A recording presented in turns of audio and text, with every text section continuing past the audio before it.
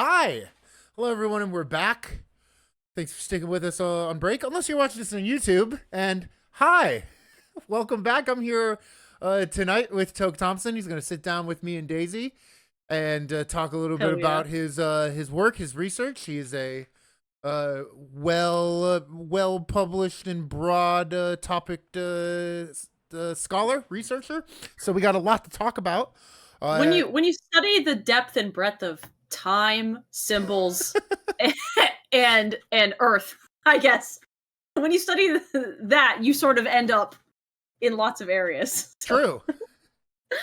So we'll get into a few of those areas and hopefully point you all in the right direction of what to follow up on. That is to say, Tok, if you're ready, I'm going to let Daisy say one last thing, and then we'll get into our interview. Yes. Daisy, we're back. Why don't you thank some people? Yes, we're back, as you all know, with interviews, which was started last week with Silas Alvarez and now Tok Thompson. But, we've done a bunch of interviews before. But in case you forgot, you see me and Dom on the screen, you hear our voices. Sometimes we trade off who's running the stream, blah, blah. You might think that this whole production is just us, but you would be wrong. You would be absolutely wrong, because we have a whole team of people behind the scenes who help us do research on our guests and curate questions, find cool links, find stuff, books, articles, social media, whatever, for all of our guests. And we get together and we have this great meeting and we get really silly and we come up with all the questions. So if you hear something that you like, that you think is funny, I don't know, Tok, maybe you laugh, maybe you like the question. I don't know. Whoever's listening, if you hear that and you're like, wow, that was fun, don't thank me and Dom, thank the sleuthing team. So, sleuths, you're wonderful. We appreciate you. Glad that you could help us curate these questions for our interview today. But then you could also thank you guys too, right? I mean, Well, thanks, guys. I'll thank you guys. Not us alone. Not us But- alone. Thank you. Thank you. Yeah, you can thank us too, but it's sort of like, the collective of the Folkwise behind the scenes that, and some of the secret powers of our sleuths. They do have mystical access to mystical library access to library documents sometimes for those of us with limited library access. So anyway, it's a whole team. We talk them up a lot, but basically it is the power of academic libraries. Yes. That's even about academics in general. Like that's never. In my books, I always sort of thank all the anonymous peer reviewers, because that's a part of the system. Yes. And people don't see that. They don't Yeah. get their name anywhere. But it's like I deeply appreciate all those scathing criticisms of my work because they help me build better work. Right? That's great. Yeah, it's true. I mean, there's the myth of the single author, right? Yeah. Yeah. Mm.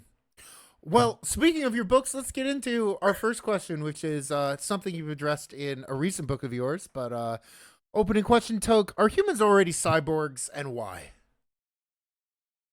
Are they what? Are humans already cyborgs, and why? Yeah, I think, a lot of us are, but some of us aren't, right? It's a sliding scale. Some of us are very, very cyborged, right? That spend a lot of your time online, and, we're playing that video game, and right? So you're using the word I. Oh, I am trying to scale this wall, right? So, that's, you can, so yes, we're living through a lot of digital media. I mean, I was a full adult before the internet hit and all that. So, I've been able to observe how it's changed my mind and my mental processes. And but then again, other people are not at all, right? Some people are not online at all, and so we're all still people, and it's very different.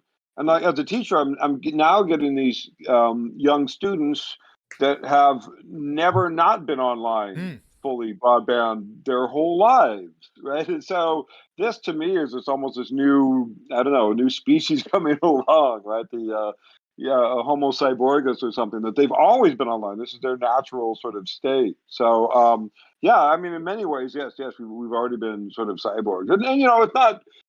I mean, writing changed the way we think too, right? There's people that aren't literate, they're fine, they're people, but for people who are literate, it screws with your brain, right? If I can't say the word like, I ate a hamburger without seeing in my mind those little words. I don't know if everybody does that, but you're right. I mean, it influences the way I think, and it influences it influences the way I think about words and language. We tend to think the language is the writing, and it's not. That's not natural language. I mean, this is a part of natural language. We tend to forget. So yeah, we've already been sort of messed with by our own technology in many, many ways. Interesting. Daisy, I feel like you've got a follow up you're dying to ask. I have a lot of follow-ups. But we thought of this, of course, with your book, Posthuman Folklore, which I dropped a link to in the chat from bookshop.com if anybody's interested in checking it out. But in Posthuman Folklore, you talk, a lot about this like cyborg kind of human identity. And it always makes me think about like disabled people or people with disabilities, and like how, as an example of like the cyborg is already here, because I think that people tend to think cyborg, it's like, Elon Musk's future for Neural like implant, dude yeah. bros, or implants. Yeah. It's gotta Now, be- some Yeah, people or do, like a microchip. and some people do. Some people do Yes. have implants, to be Mhm. sure. Yes. On the other hand, how many people are within 5 inches of their phone right now? Oh, me. There it is. Right?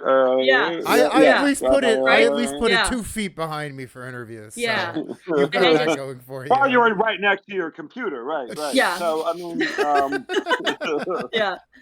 Yeah. Well, I just think about the way that like disability studies or disability theory and queer theory kind of already like are there, and like once you start to like see it, it's like all of the other theories like come together, and you're like, oh yeah, of course we're already some kind of like neo-human, cyborg human, whatever. And so I always think that's interesting. I don't know if this is like a question or a point, but I think it's funny that so in Posthuman Folklore you talk about like there's sort of two tracks of thinking, although they're deeply connected. One is sort of like the animal human or the non-human and human relationship, and then the other is like the machine human relationship and how they're all intertwined. Mhm. And we always say on this show, and I find that many, like you and many scholars, trouble those distinctions because they kind of should operate together. Like you they're can be messy. Yeah. like you can be an environmentalist and still be pro-computer. Like, and I think people find tension with some of those like divides. You have animal cyborgs now. Yes. Yeah, exactly. I'm thinking of the Boston tech robot dogs. Anyway, I know we have other kinds of Yeah, but you also have actual microchip. animals. Did you guys see that? Sorry, I keep interrupting. Yeah, But did you guys do see it. the recent New York Times thing about I think it was parrots or parakeets or something that were lonely in apartments, so they set them up with social media and they could chat with their friends, and they loved Oh my god! Wow. They did it. They would show them their new toys, and so now they're cyborg too. Yes. Right? I mean, Yeah, See, exactly. Someone is keeping Twitter alive, chat. Yeah, and it's funny. I just think it's a funny observation about our channel that Dom is always like, just upload me to the cloud, and I'm always like, send me into the dirt. We sort of each occupy our own little, like, we're like the two halves of the whole posthuman perspective, which I think is interesting. So I don't know if this is like, it's not really a follow-up, but it's an observation about like that divide that you do address in that text, which I think is useful. Yeah, and like, I think kind it's of person tricky, out. Yeah. and I think it's messy, it's tricky, and it's kind of critical to get right. I think because especially with the androids and the AI and all this sort of stuff. Like what I predicted in my book, which was written like 4 years ago, is happening much faster than I predicted. Yeah. So like people falling in love with AIs. This is like they had a New York Times series about people that were falling in love with AI. Right? It's like, oh my Lord. And so it's important, I think, to realize what these things are, because we've made them to act like us, to speak like us, and so that we can fall in love with them, so that we can trust them or like them. And they will tell us, they can say something like, I love you. But here's the thing, they don't. Yeah. They don't love you. They don't, because love is a biological feeling. Right? It's a part of our biology. They don't like you. They can say they like you, but they're lying, right? So what they are simulacra. They're not real emotional beings, because emotions have hormones and synapses and endocrine. And again, you're much more like an octopus than you are like the world's best android. We've made the world's best android to fool you into approaching them like a fellow human being. So I think it's really tricky, right? That we have this idea of, we can upload ourselves to the cloud. I don't think so, because I don't think there's a me that exists independently outside of my body. My consciousness is a phenomenon that is produced biologically. I'll give you an example. Okay, I try to every morning have a little probiotic yogurt, and the reason is that studies have consistently shown that if you have probiotic yogurt, your stress level goes down. It's almost the same as taking a Valium every day. So this is great. All you have to do is take. Why? Well, it's because all the little microorganisms in there. So when I'm thinking, oh, this doesn't stress me out, well, what's that me that's not being stressed? In part, it's those little yogurt guys in there. Yes. I can't upload those to the cloud. I'm not. It's not going to be the same experience. Mm-hmm. The cloud can't feel digital technology cannot feel stress, love, emotion, pain. Yes. You can upload all your chat history, and it can make things that sound like you read them. But again, this is a simulacra. If a computer says, "I feel for you, buddy," it's lying. Yeah. It doesn't feel. Yeah. Which is like the uncanny valley that you cite a lot, or like use as an example of like the uncanny valley and like the mimicry of like, this is so like me, but it's also not, and it can't be. Right, but people are trying to surpass that, right? Yeah. To make to surpass the uncanny valley and to make these things be so close that you do accept them as your own, as people, as loved ones, as friends. Mm-hmm. I've seen all these stories about people committed suicide now because their AI broke up with them. Well, AI doesn't care. Yeah, AI is not going to even feel guilty. Yeah. Okay. Oh my God, I'm having too much fun. Okay, so now I'm thinking about like scammers. Okay, anyway, I'm thinking about scam on the internet. Can I add something to this? Actually, there is a stream on this very platform on Twitch. Unless you're watching this on YouTube later, but there's a Twitch stream. It might be on tonight called AI Jesus, where you. Where you type into the chat and the Jesus AI as the clouds part will answer your questions. But that's all I can think about right now with this answer. But that's not unlike the call, the dial-up numbers you see on billboards all across Ohio that are like, call here for Jesus's answers, and you call it. Have you ever called one of those? I actually haven't. They're wild. So you call them. I've called one just because I was like, like, what is this? Like, okay, I assumed that I was either going to talk to a person, like a prayer guide or something. No, it's literally like a phone tree that you end up at, it's like, what kind of problem are you having? And then it will spit out to you a pre-recorded, like, passage from the Bible.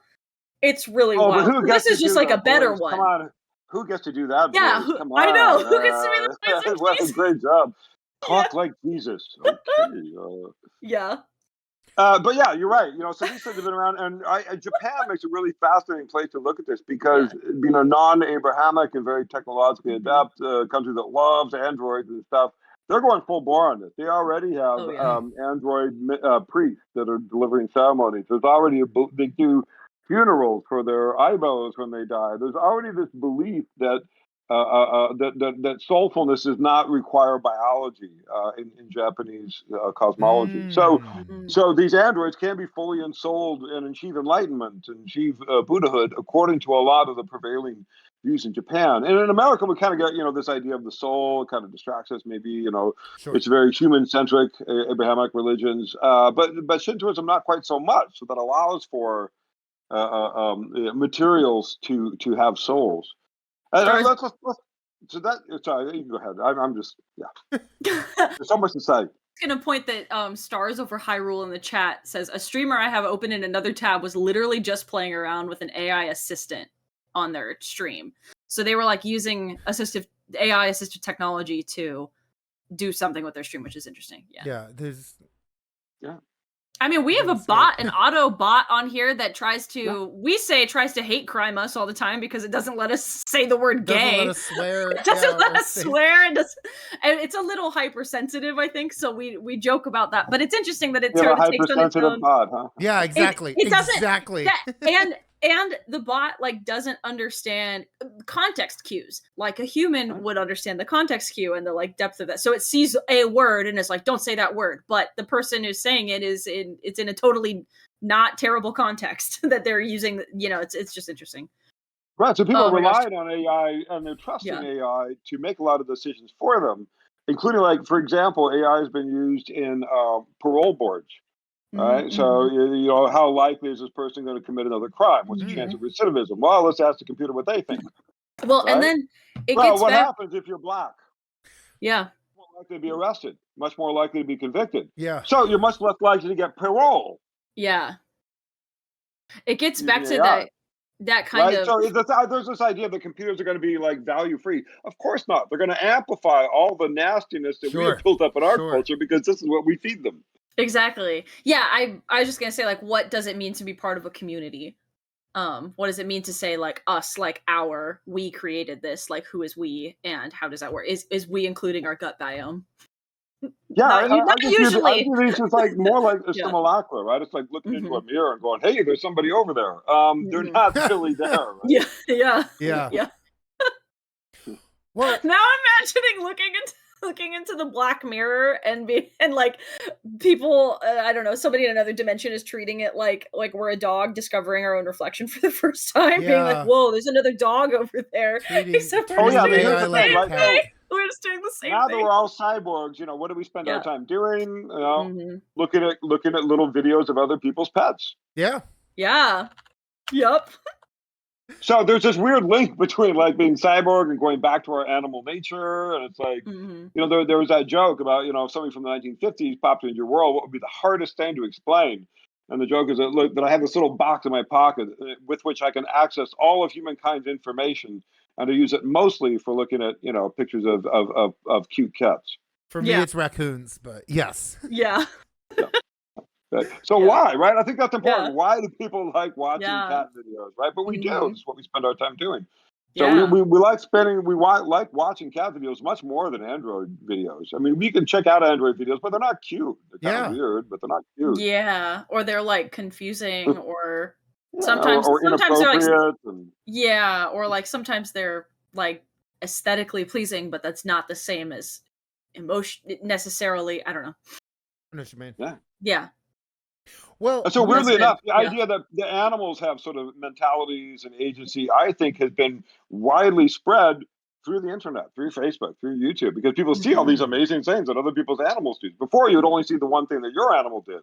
But now I you've seen follow. all these, what about the yeah. crow that brought the little toy to the little girl Yeah. and keeps you in New Jersey, right? I, And I can people think are of. accessing these things. I have two opposing Instagram accounts that I follow as an example. One is called Nature is Metal, and the other one is called Nature is Not Metal. And they have opposing views of the animal kingdom that they try to like. One is a very like hyper masculine, like violent, like hunting, aggressive. This kind of these sorts of motifs, and then the other one is more about like connecting interspecies, multi-species, or like caring for each other in unexpected way. It's just very interesting to put them together and to be like, and they're Great, all on great. Yeah, Instagram, they're on social media. Anyway. my next paper I'm working on is on this idea of compassion. Mm, Yeah. And this idea that compassion is something that's not unique to humans, number one. And if you start Mhm. with that, Yeah. and a lot of ethical systems, like what are posthuman ethics? How can you develop it? Like, we're not Mhm. going to treat everything equally. I mean, if a mosquito tries to bite me, I am going to slap it, and I won't even feel guilty. huh. And yeah, so where does compassion? Yeah. How does it work transspecially? So I think an important starting point is to note that it is a transspecial thing. Other Yeah. animals feel compassion too. Other animals, therefore, kind of have ethics too. You might say. Yeah. So that's just sort of an initial foray of like how can we approach this, and how can you approach ethics in a transspecial world? Yeah. Well, we have more questions for you. We Yeah, can keep going on this. we've talked a lot That about was the really good. future. We talked a Yes. lot about the future, Yes. but we've got some other questions that go way far in the past, and I want to get to this next one for you. Okay. And Great. so this next question, Tok, can you talk about ways in which Celtic mythology sort of transmutes the existence of otherworld onto geographic phenomena? Uh, sure. Can I just work with my stuff from Ireland on that? Please. Absolutely. So Absolutely. yeah, I mean, it's such a huge topic, and so the word she, S-I with a little accent on it there. That's the Irish word that most people would translate as fairies. I dislike the translation because I think it puts us in the wrong direction. So the word she has two main Mm-hmm. definitions. The first one is the megalithic monuments themselves. Yep. The second is the spirits of those megalithic monuments. And so the idea of the fairy folk of Ireland is intimately connected with these sites. So then you have to ask, well, what are these sites? And then you're talking to archaeologists, and they will point out that these sites were massive constructions, the largest in the world at the time, of a very, very long standing Mesolithic and Neolithic society that lasted thousands of years. These things would have been ancient by the time that the ancient Egypt had started up. So we're looking at some of the first sort of large-scale civilizations in anywhere in the world, along with sort of in Japan, the Yeoman culture, and then in Ireland. And so there's this Irish idea that these spots have a different temporality. If you wander into these spots, you might wander into the other world. You might wander into the fairy kingdom. You might wander into a different time. And people that come out of the fairy kingdom, having been in there, very often experience these time disruptions. Rip Van Winkle is based on this, right? He comes back out, and everybody knows is has passed on. So this idea that time runs differently in the other world, and that the other world, which is sort of geographically located, but also located in these spirits, these fairy folk, that this is sort of a complement to our world, and it is the world of the dead. This is where people go when they die. And they are, but the she spirits are not just ghosts. They're actually sort of royal ghosts. They host the dead. They're the ones in charge of these sites. So supposedly they're good hosts. So people in Celtic mythology, usually the other world is described as a very nice place where everything is always in bloom and it's always summertime and this sort of thing. But in many ways, it's like our world. It seems like people have a lot of the same concerns. And again, it's the land of the dead. And so the idea in Ireland is that the dead very often can see the living, you just can't see them. So this idea that you are constantly being surrounded by the Oh dead yeah, and your you're under ancestors, surveillance. They're and like judging you. especially like at funerals, the idea is that everybody's Yeah. marching, all of the ancestors, all of the dead, everybody is there with the funerals. Mhm. So the idea of death is a central sort of concept, and in Ireland is it plays a huge role of the realm of the dead and connections with the dead. And it's all kind of located with this idea of the she spirits and the she mounds and this notion of the other world that it sort of overlaps with our world, but it moves at a different time. And it comes close to our world at certain points, at certain nodes, those being calendrical nodes, Mhm. Halloween and then May Day, and then the geographic nodes, which are the she sites themselves. So Mm. if you really want to, scare yourself or have some kind of supernatural experience ideas, you go there on these nights, and people do. And very often, there's all these stories of people who've been, gone insane, or at times come out with a great gift. Irish folk music, there's a huge part of it that is said to be derived from the she, the places and the spirits. And one of the last, so a lot of the traditional folk music, even folk musicians would say, "Oh yeah, well I went out and I hung out by the she site until I could hear music, and then that's what the song is." So there's a whole tradition that the folk music in Ireland is actually from the other world.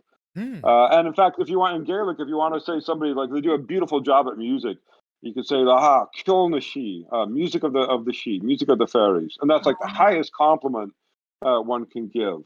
So Aw, all of these things are very that's productively cool. co-invoked and very, very active in many, many ways. Wow. Ireland never had witches. They never had a witch burning because they had plenty of wise women that we could call witches, but in Ireland they were never got their powers from the devil. They always got it from the she, from the fairy folk.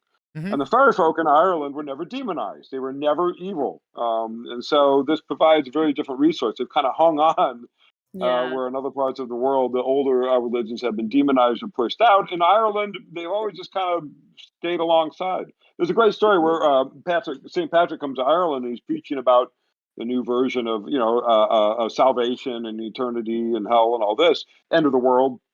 And supposedly the fairy folk come up to him and say, "Well, what about us? Do we go to heaven? Do we go to hell? What?" And he kind of says, like, "Well, no, you don't get to go to heaven. You don't go to hell. You just kind of stay here." Right? So Yeah. there's this notion that there's sort of two strands. And some of the older, more traditional old men, maybe when they would die, they'd be like, "Well, if I get the last rites from the priest, I'll get to go to heaven. But if I don't, it won't be too bad. I'll just go with the fairies." Right. So there, for a long time, was this Right. idea that both other worlds were operative, right? That they were both going on. This hasn't quite gone away. There's still some believers, more than you might think, in Ireland. It's still an active tradition in many ways. So actually, that's a great transition into the next question we wanted to ask. We were talking about the active believers in Yeah. Ireland of all this, and this is something that comes up in the Truth of Myth. But why do you think it's important to center everyday life in the study of myth? Well, we do, whether we know it or not, and so Mm. we center our lives around myth. I mean, what do you do during there? Why are you here? What are you trying to do with life, right? And so we have to have these categories of what it is to be a person, what it is to be a man or a husband or a Mhm. spouse or a child, and Mhm. and how do we conduct our sexuality? How do we conduct our business? How do we conduct our friendships? Where do we get these ideas from? What is it to be an American? Oh, well, we have these Mhm. stories: Columbus, George Washington, Mhm. Pilgrims, right? And they create these core ideas of how things came to be, and therefore, what role do I play? Where's my spot in the cosmos? So our everyday lives would be unlivable Mm. without myth. It would be meaningless without myth. Myth is what gives us meaning, for better or for worse. That makes sense, and it's something that we wanted to ask about everyday life in myth because there's lots of people who've engaged with our show or who think about myth or come to the study of it through like religion or through like texts like literature or something like that. And so the folklore perspective of having like, well, you're living it, like making Yeah. that really conscious Yes. is Yeah, Not something okay. always the special. profound. Yeah. Yeah, it's Everyday like yeah. everyday life is an ostension of myth. Oh Mm. my god. There we go. I love That that. yeah, okay, yeah. Yeah.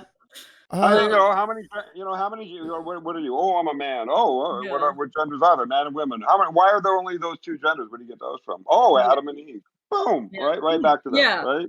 Right, and then you're living by that guiding myth. Yeah. So then what are all Yeah. these new myths or these like larger cosmic myths? I mean, I think about it with posthuman myth, like what is that what are we Yeah. become what is the myth that is becoming or Right. Well, always there's a couple ways becoming? of thinking about that. One is that, if you do one thing I've noticed that for a lot of Americans, again, this idea of upload myself to the cloud, this is not so much different than upload myself to heaven, right? It's yes. all, for one thing, it's up, right? And it's the Yeah. idea of a divisible soul from your body that my soul could live on even if my body isn't here. That's right. That's both implicit in this idea of uploading to the cloud, and it's like in the resurrection, right? When people get lifted up into the holy get risen Hmm. bodily into the thing, and so this again, why is up good, right? And then if I say I'm giving students a high grade, well, that's a good grade. Why is high good? Because that's where God is, right? Good Yeah. I mean, we point. know the Good world is point. round. Yeah. I Ugh. mean, we know the world is round, but if you tell people where is God, we point to the heavens, it's up, right? It is up, Yeah. and so up Yeah. is good. As I long as you believe that, those other myths where the divine is located deep in the earth, and so down Uh-huh. is good. Like a oh lot my of the god. Pueblo mythology, the Death emergence myth.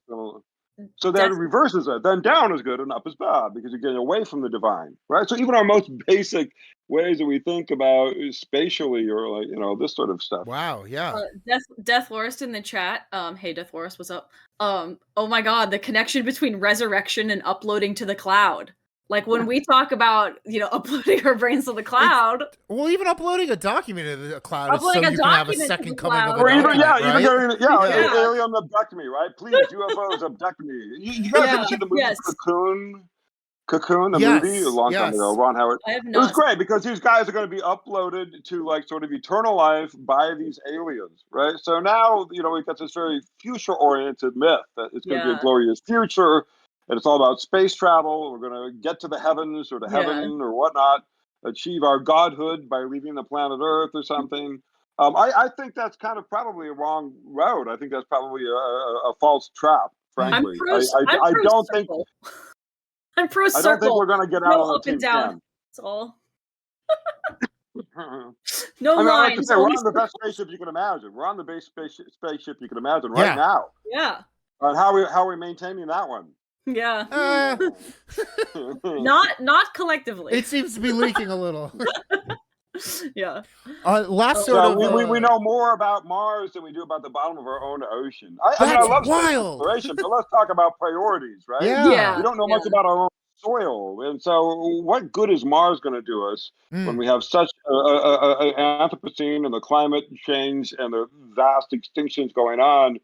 Why do we always want to send more space probes up? And I'll tell you why. It's because God in the heavens. Yeah, that's Yeah. Yeah. what we're trying to aim in that way. Who wants to go down in the abyss? Horrible. That's Yeah. very Yeah. true.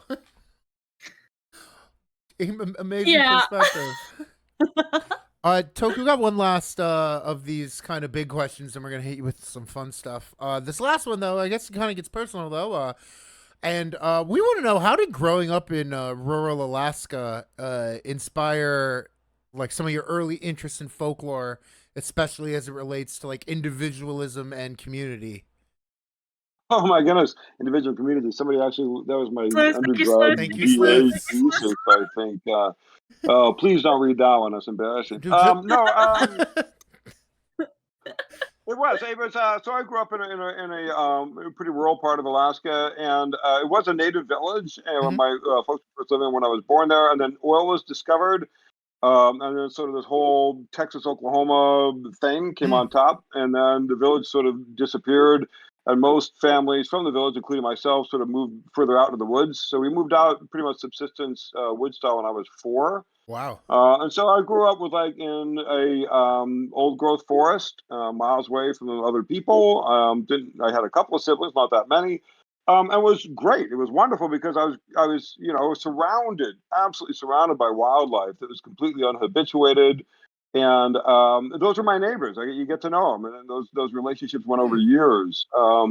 It was like a soap opera scene, of what is Oh this yeah. Swan doing with the Loon family? They're arguing again. What's it about this time? I love it. Um, so this became, I was aware of the different, you get to know them as people in a sense, that they all have their own Mm. personalities, and we're kind of in the same thing. We're all trying to, grow up, and we're finding a mate and reproducing and getting food and shelter and trying to train our young and Mhm. hopefully having a little fun, right? They Yeah. would play and so, and then I got to college and you couldn't talk about animal feelings. It was all, they were only acting Yeah. out of instinct. None of this animal turn had happened when I went to Harvard. So I got very discouraged, and I took up anthropology instead, trying to figure out people. And I'd been very like exposed to a lot of Native American culture, which was the predominant one in my area. So I was very exposed to that. That was also a shocker, seeing how Native Americans were thought of in Alaska is very different than most of the rest of the U.S., especially Mm. rural Alaska. So, Mhm. I thought of much higher, much bigger players in the state economy and whatnot, and their mythologies and their stories seem much more convincing to me about what animals are up to and how they Yeah. interact and their personalities and this sort of thing. Yeah. So I think those two exposures really were very useful for me, being exposed to Native American viewpoints and their stories and stuff, and then growing up in the woods, really not around other people. Yeah. Then the computer thing hit. Just I was in my high school's first computer club. We took a school trip down to San Francisco, where I went to a early Max Expo. Wow. It was fascinating. I remember they were wandering the booths, and there was one booth that was not even very well attended. And there was this one guy, and I thought it was interesting because it was something about music. And he says, "Oh, we're coming up with this new standard called MIDI." Whoa. Well, And so to see this in the course of my adult life just sort of roll out on top yeah. of everything. And then with that, I'll also say the other sort of big thing is, the climate change, right? I mean, Mhm. over 75% of wildlife has been destroyed since I've been born. And that trajectory is not Wow. slowing down. Yeah. And to be in the old growth, I go back into my old growth forest home in Alaska. No pollution or anything, but I mean the devastation caused by global warming is so evident. The decline of healthy species, the decline of the variety. So it's been interesting to me to witness. And again, I've had a foot in both worlds. I love computers, love computer Mhm. games, but I've also spent a lot of time outside that. I go Yeah. up Yeah. every summer to Alaska. I live in my little cabin. There's no internet. You can get cell phone service, kind of one bar if you lean it up in the window. It's enough for emails. Yeah. But I still get a break. I get a break every summer where I go Yeah. back and kind of slip back into that world. I highly recommend it. Highly That's a good recommend it. idea. It's a good idea. Yeah. Yeah, if you can find a Every job or a space where you get a summer to rotate. Yeah. sure, Yeah. everyone should make friends with a wild animal once in their lives. Yes. Oh Oh yeah. my god, we have a skunk in our backyard that has Skunks are really, great. really developed a narrative in our house. Yeah. I wait. What else was like a big shock moving from Alaska to Massachusetts like that? Oh, huge, right? Well, I you was went growing up in like the backwoods. I was like, yeah. I was a backwoods hit kid. I had no money. But I was also, I got into Harvard and I was filled with this idealism, like, oh man, me and the best and brightest are going to make the world a better place. And then I got to Harvard and found out that most of the guys there did not really want to make the world a better place. They were doing very, very well as it was. Thank you very much. Yeah. Yeah. Right? All these, Yeah. billionaires' kids and presidents' kids and world leaders from around the world kids. And Hmm.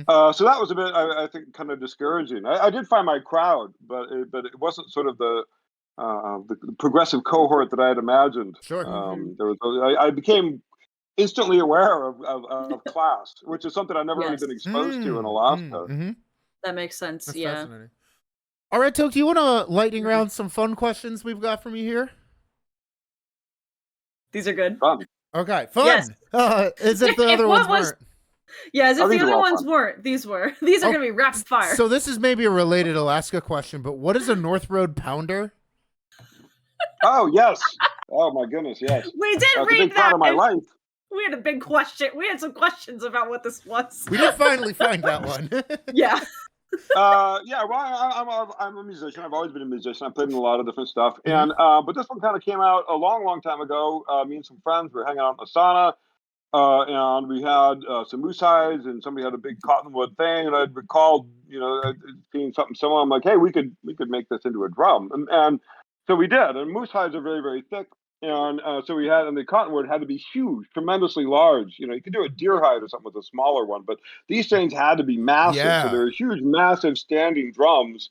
And we got these mallets that we made out of floating corks or drift nets and sticks. And so we would get these things in a big circle, have a bonfire in the middle, and then drum.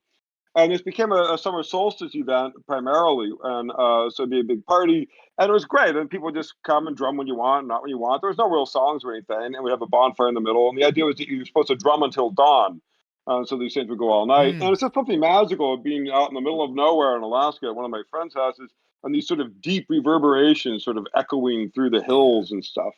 And then besides that, then the core members occasionally would get asked to play gigs in town and things. And so with various members, the North Road Pounders became a bit of a band. We would play different gigs and plays and whatnot. We actually played for the what was it? The Arctic Winter Games, which was actually that's cool. played on the sports networks. They actually oh my gosh, got coverage on the sports network. That's cool. And so yeah, it just became a way of sort of kind of a do-it-yourself, and that's one of the things about my community up in Alaska is it's a very do-it-yourself community. Sometimes people will come up there and they're like, "Wow, what is there to do here?" We're like, "Well, anything. You just have to do it yourself. By yourself. No, you can do anything. You want to set up bombs, you can set up bombs. You want to build a carousel, but no one's going to bother you. But there's nothing here, right?" Sure. How do you play Minecraft? Well, how do you not play Minecraft? Yeah, I'm just making a connection because, yeah, it's a fun game. So you mentioned you're a musician. Just if I could, just my hometown too. It's kind of because it's kind of this very rural. There's nothing for tourists. It's sort of economically depressed. Formerly, a lot of oil work is not so much anymore. It's sort of like the armpit of Alaska, frankly. Like guidebooks will say like, don't go there. The locals say sort of don't go there. And there's probably a lot to that. But the thing I do love about it is that it has the highest sort of respect for personal freedom of anywhere in the world that I've found. There's no sense of any sort of community, but everybody marches to a different drummer. But we all agree on one thing. We all agree that we don't agree on anything. And as long as you agree on that, right? So yes, you have the neo-Nazi compound, but they're right next to the lesbian compound, and we all shop at the same little store. Oh my gosh. You better be polite when you're in line, right? Yeah. So that's the kind of people wear whatever they want, and that could be very interesting. I've never found any place with quite that amount of just absolute personal freedom. Some pieces you can be really, really free if you're rich. This is freedom for poor people. Wow. Yeah. That is really interesting. Yeah, what an eclectic group of community members. Yeah, and there's no community. I mean, there's no there's no real services or community services. There's no. Somebody shoots somebody. The state troopers will send somebody in a few months. That kind of thing. Yeah. So it's just very sort of do-it-yourselfer, right? Yeah. You can build whatever you want, build whatever kind of house you want. If it burns down, no one's going to save it for you, but go ahead, Sure, yeah, there's no fire department to call, so be safe, but yeah. Yeah, but if you want to build some crazy structure and you want to live in it, okay, sure, knock yourself out. Tok, sticking to music, who are some of your influences as a bassist? As a bassist? Yes. Is that what you said? Okay, yeah, I do play bass. I also play guitar, keyboard, singer-songwriter.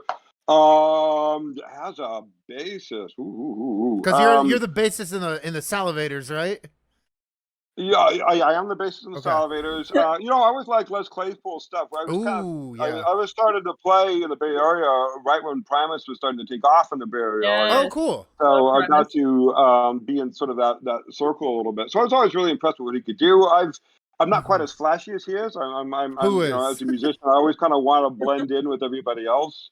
But I love his ability to chord along with the other sort of stuff. So I Yeah. would say that's probably number one Everybody in terms of what I do.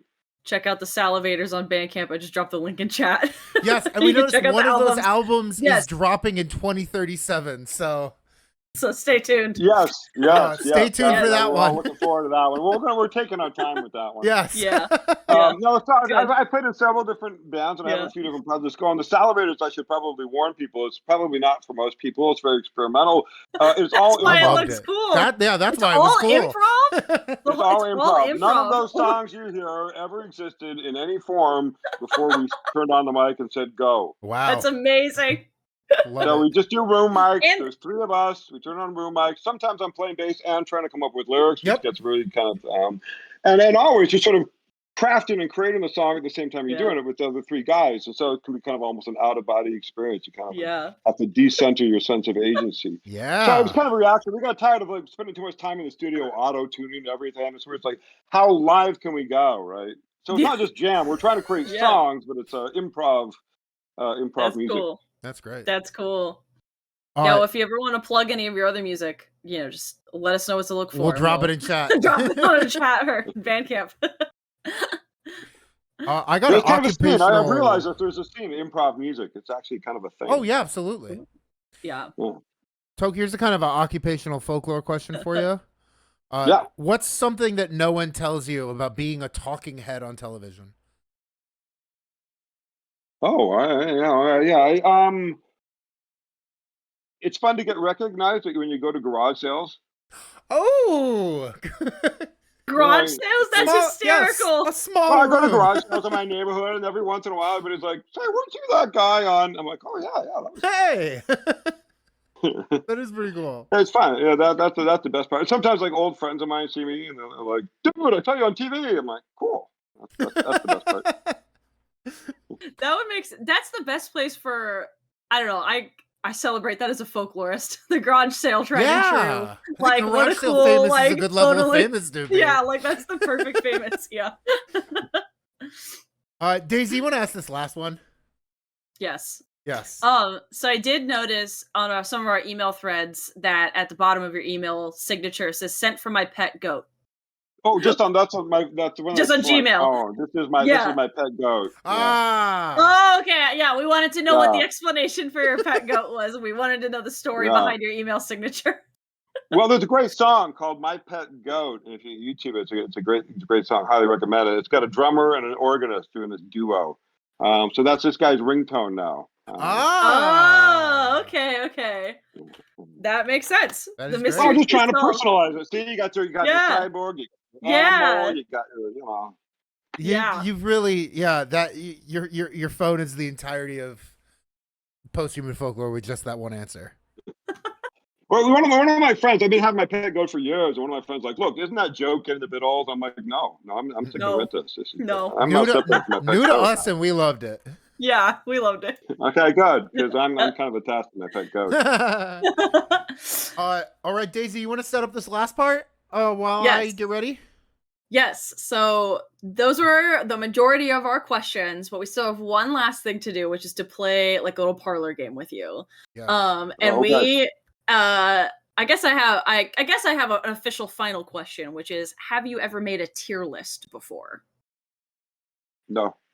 Wonderful. Get into it. Well, teach I'm all excited about to it. explain this. So, tier lists are something that come from fighting games. They're used a lot on Twitch and on YouTube broadly. There's sort of like a little subculture of them online, but basically they're a way to rank things in everyday life. So, on a scale, the standard scale is from S, which is above A. It's like superior, super, ultimate, Superior. and then Super. D is the lowest, and it's like dirt, like dumpster, garbage, whatever. It's like S to D. A, B, C, D, but S is the top. Yeah. And people on the internet rank things in everyday life, and we love to rank things in everyday life because we're folklorists. Yeah. So we curated a list of Irish megalithic sites for you to rank on a scale. We thought you would be. We always try to make a tier list that our guest would be the specific expert at. Yes. So if you click Well, thank you. stream, Thank you for all that work and effort. Oh yeah, thanks, it was Tok. very fun. This is very great. Fun. Yeah. So if you click watch stream on Discord, you'll be able to see our tier list we made for you. And Dom will read. Okay, I will click that. Yes. Yeah, Tok Thompson, guy who rocks, judging Ireland's biggest rocks. Yeah. So Dom will read out the images to you. It'll be a little bit easier. Yeah, I got them all written down on my end, and I'll tell you what's what, but I'll go through each one. Yeah. So yeah, like Daisy said, on a scale from S to D, let's get to ranking them. And this first one, this is going to be the Hill of Tara. And if you want to explain what people are looking at when you rank each one. Oh, okay. Yeah, I see those little things down there. Yep. Yeah. And they go vertically and horizontally. So yeah, S is the top, but you can put multiple ones. The in top each row left corner is the absolute highest. Yeah, you'll see as we start ranking. I see. Yeah. So should I just stick these in here? Is that what I should be doing? Yeah, No, Dom I'll will control them for you. I'll control them for you, him. but you tell us what. Oh, okay. Yeah. Okay. Well, if you go all the way to the right, there you go. That's all the way to the right. That's your supreme there. That is. Oh, okay. So tell us about this right here. Yeah. That is supreme. There you go. Which one? Yes. Which one is that? That is. Yes. Well, the Irish name is Salivators. It's usually known as Newgrange. Newgrange. Yep. Okay. Yeah. Its Irish name is Sheed Imroga. Again, a she site. And that's a reconstructed one. One thing that's kind of interesting is the massive amount of white quartz. The whole thing was covered in white quartz. This is true with a lot of the megalithic sites, although you don't see it so much except for the ones that have been kind of reconstructed. So if you ever hear of the crystal towers, crystal, all this sort of stuff, glass towers, glass and crystal were the same word in the early Irish. They're used interchangeably. These things were crystal towers. They were crystal bowers. You read the descriptions of them sort of shimmering in the sun. They did shimmer in the sun. So there's a lot of the sort of the glass fortress, the glass towers. This is all sort of related to these sites. Oh wow, that's cool. Awesome.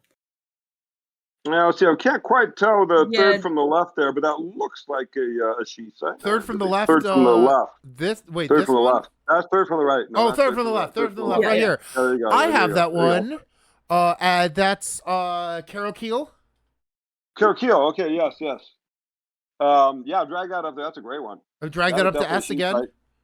Oh yeah, that's an unreconstructed. Now, one. Yeah. like we said, they go horizontally and vertical. Is that above? Top? Yeah, above or below? Which one is first place? Well, they're both. Frankly, the Carol Keel is probably a little bit better because it's unreconstructed. Ooh, right? That's fair. Looks better, fair. But it's been reconstructed. Yeah, that's fair. The cool thing about the other ones, like Carol Keel and a whole bunch of these other ones, is you can go there. They're very often just off in some farmer's field or something up on a hill, and they're still there. You can still just walk into these structures and feel the edges that predate the pyramids. Yeah, they're not protected. I've not been to Ireland, but you can sleep in these overnight if you want to. I don't recommend it. That's really cool. Hey, what's that now? Third from the left. Can you go to that another third from the left? This right here. Yeah. I think so. Yeah, I have that one is Carol Moore.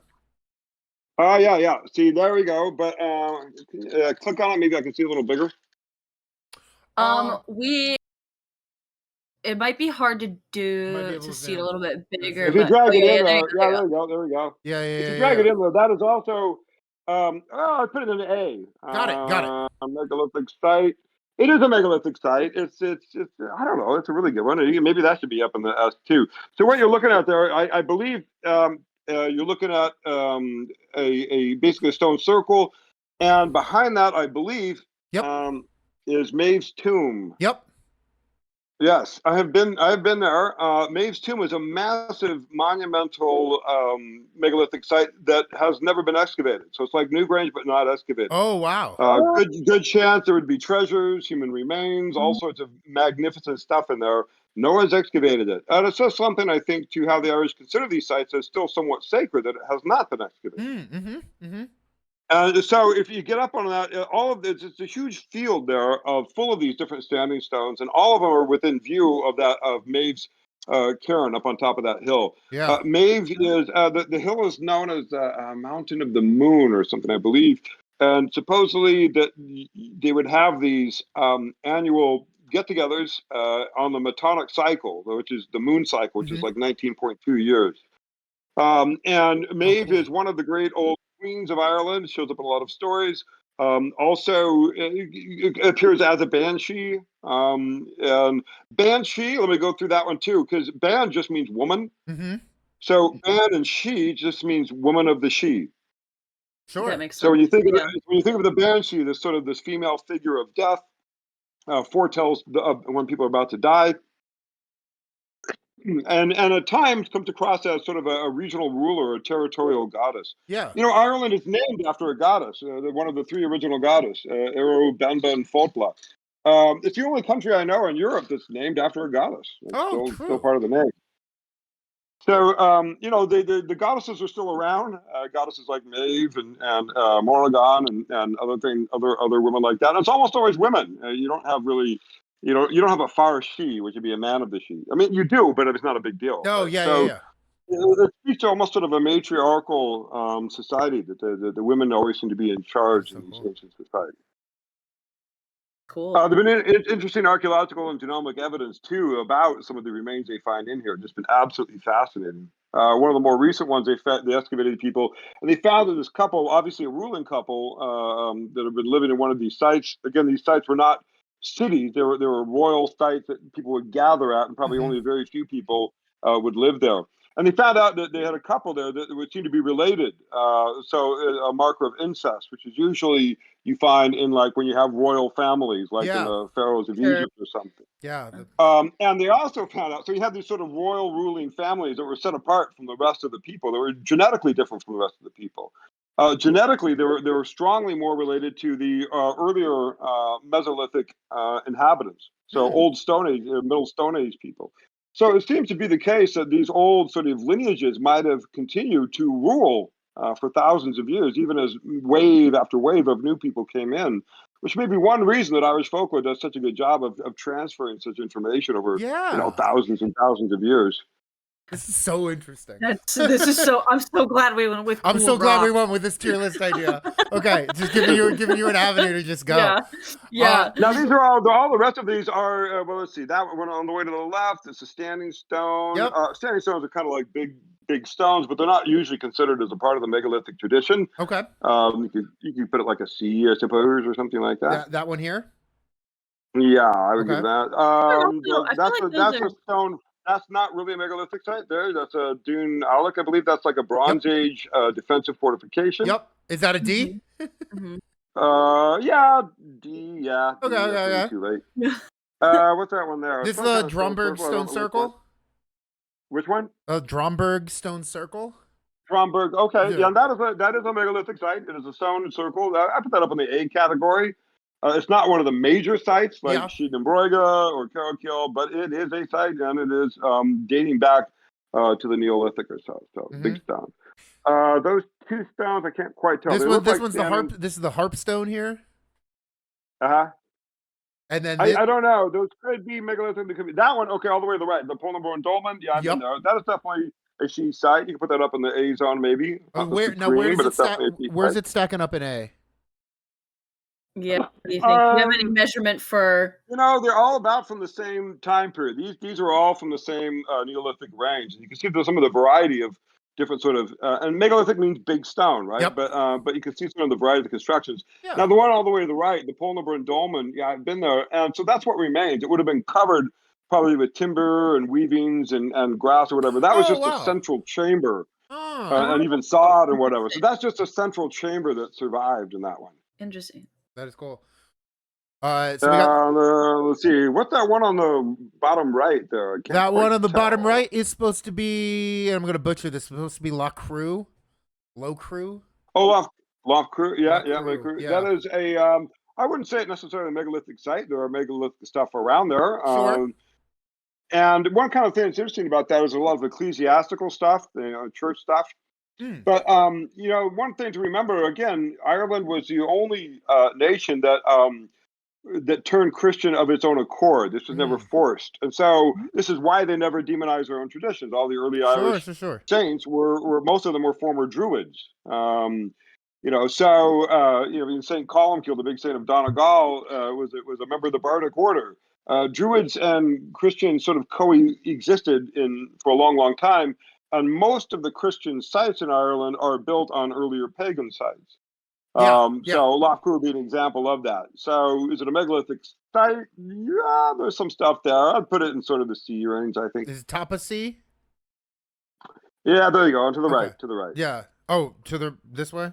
To the right. There you go. Okay. And then the two Bottom of standing C, bottom stones, of C. they would go also. I don't know. I'd have to know which ones because you had standing stones This that do one's date back to the Neolithic, but you also have them popping up in later, these like two in the Bronze standing Age stuff. stones. This one's supposed to be the Hill of Tara, and this one's supposed to be the Harpstone. Oh, Hill of Tara is definitely that's Tara. Bump that up. That's a major megalithic site. Oh, is that up? All is the it way to up? the top. All the to way. the top. All the way. We're rising. We're Tara rising. is one of them. Okay, yeah. we'll put this standing stone here, and then where are we putting? Talk a little about the Hill of Tara, and then tell me where it goes. Oh yeah, well the Hill of Tara, that's one of the main sort of centers of Ireland, the She site. So there's Yeah. a lot of stuff there. There's like And we could have so done a whole many- tier list out of the Hill of Tara. Yeah. Oh yeah, I mean there's thousands of years of evidence of different civilizations, different peoples at the Hill of Tara, reusing it, building it, adding on to it, reusing it, and all the way up until the Irish Revolution in 1927 or so. Mhm. That's where the Irishmen gathered. Daniel O'Connor was on the Hill of Tara. That's where he assembled the Irishmen. So in a sense, this is still the center of Ireland, one might say. Wow. And it has been for thousands of years. Thousands of years. Thousands of years, exactly. So it's a very, very interesting place. And yeah, there's so many different monuments at that site. So is it top of S? Is it all the way top of S? All the way to the top. Yeah, All the way yeah. to the top. Hell yeah. Excellent. And actually, as far as that Hearthstone, really, I'm pretty sure that's I would bump that up to at least a B. Okay. Yeah. Okay, Good. okay. I love it's a P now. Yeah, Look was at that. gonna I like say- the shape.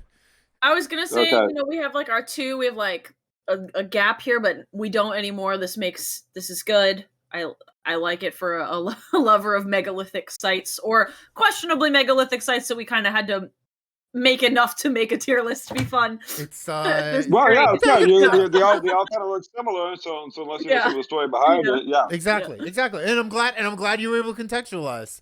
Yeah, look at this. I've been to most of them. I've been to most of them. That's great.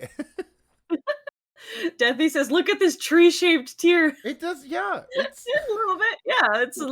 Yeah. who's to say this tier list does not resemble a standing stone? Whoa. Yeah. Wow.